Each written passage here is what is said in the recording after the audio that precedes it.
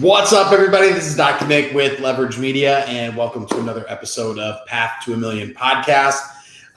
Today is an interesting one because it's something that I have really tried to work on over these last couple of years. And today I had an interview with a buddy of mine, Baron Hoig, who with One Chiropractic, and we were talking about his practice actually on this interview. We're going to do a part 2 where we talk about One Chiropractic and all the great work that he's doing for the profession.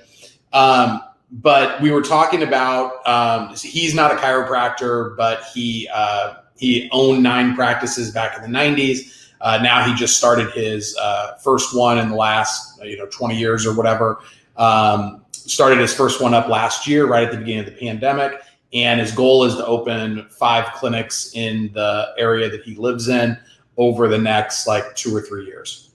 And one of the things that he was talking about, or that we were talking about, was how important, how difficult sometimes it can be to have somebody else be at the helm of an office. And I was probably talking more about the difficulty of it. He seems like he's got it figured out. And that's what I wanted to talk about, was when you are, whether it's by choice or like he's not a chiropractor, so he can't see people anyway. So he has to hire a chiropractor to be the clinician in the practice. And he was talking about how simple his model is and how important that is to the success of the practice. And I was kind of reflecting back on when I first stopped seeing patients. I had hired, I had 2 offices. I hired an associate for my smaller office in the town outside of where I live. And I had hired that associate specifically to sell him the practice, which I eventually did. And that went well. And then I had stopped seeing patients in that office. And then my goal was to stop seeing patients in my main office in Springfield. And I had an associate that had worked for me for a couple of years at that point, and I hired my second associate. When I hired my second associate, I stopped seeing new patients altogether, and it took me about 6 months to completely get out of the day-to-day of seeing patients. Well, when we were in that office, we were very limited on space. We had 1,200 square feet. It was really small. We had a therapy room, two adjusting rooms, which were also the doctor's room, and then an exam room and a massage room. And we had a super simple model, basically out of necessity. Like when I'm given the ability to kind of spread my wings and extend myself a little bit, I tend to make things more complicated because I start coming up with ideas and ideas and ideas. Well, at that office, we were just limited on space, so there was only so much that we could do. And at the time, we were a pay-as-you-go clinic. And I was onboarding a new associate, and it wasn't like going gangbusters out of the gate, but we didn't have to focus on a lot of complexity, and we could focus on just trying to get both doctors busier. And I was able to focus in on the stuff that I wanted to focus on, which was the business building, networking, marketing side of things. Well, when we moved, after about, I think, a year of that, we moved into the space that we're at now, which is 5,000 square feet. And at the time, we moved into 3,500 of it. And when we did that, we brought on the 8 Weeks to Wellness program. And, we did that after about a year. But once we got into that office, we hired more staff. We added in more services. Things started to get more complex. Eventually, after about a year in that space, we took over the other 2,000 square feet. We put a gym in there, and we started 8 Weeks to Wellness. And that really complicated things in terms of training, and they weren't really that on board with this new complexity. We added in care plans, and it was just a lot of change, a lot of complexity, and it created a lot of stress in the office. Eventually, over time, and I think it was probably what's the word I'm looking for? It was probably a function of me having to move to Chicago. that forced everything to become more simple. And when I hired my newest associate, things were a lot more streamlined. We've gotten simpler and simpler over time.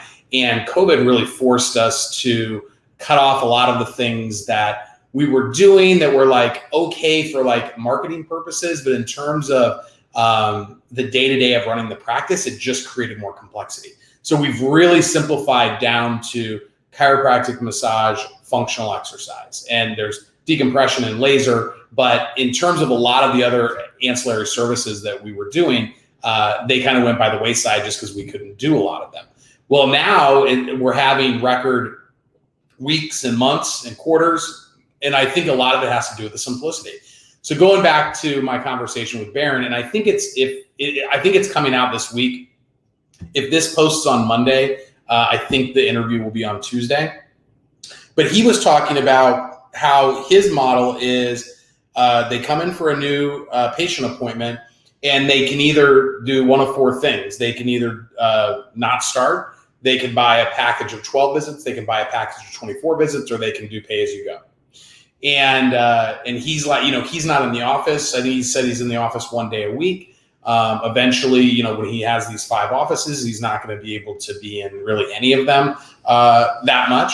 And so he's got to have these systems. He's got 1 doctor and 1 staff.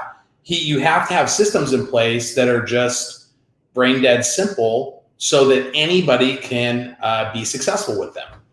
And in a year, they're already at 200 visits a week. His goal is once they get through their active care plan and they're down to once a week maintenance care, that they go on to a monthly subscription or membership. And his goal is to get 300 individuals on that membership. And it's a very simple plan. It's a very simple goal. Everything is moving in that direction. He's already at 200 a week. I think he said he's got 100 people on his membership, and like things are moving. But because there are so few moving parts in that practice, there's only so many things that can go wrong. And when you are going to replace yourself in practice, whether that be part-time or full-time, meaning you're going to bring in an associate and you're going to have somebody else see the patients, and it's not going to be 100% on your back. The key element to being successful with that is simplicity of the system, simplicity of the message, so that anybody that comes in can be successful, because the more successful they can be, the more confidence they gain, especially with if you're bringing on new doctors as associates, that confidence, really like grows leaps and bounds. And eventually, kind of like that flywheel effect that we've talked about previously, they start to go faster and faster and grow.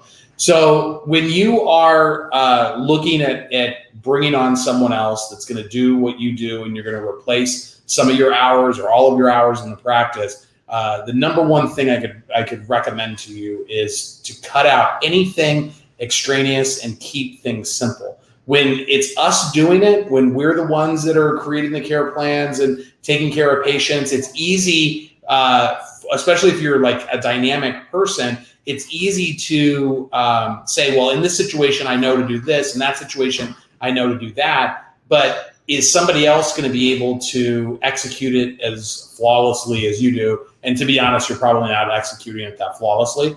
But to just have simple processes that that they can do, they can execute, and that way they can be successful. More successful they are with that, the happier you're going to be, the more successful you're going to be, and more successful the practice will be. So that was a real reminder for me. So I wanted to share that with you guys, and we'll see you on the next one.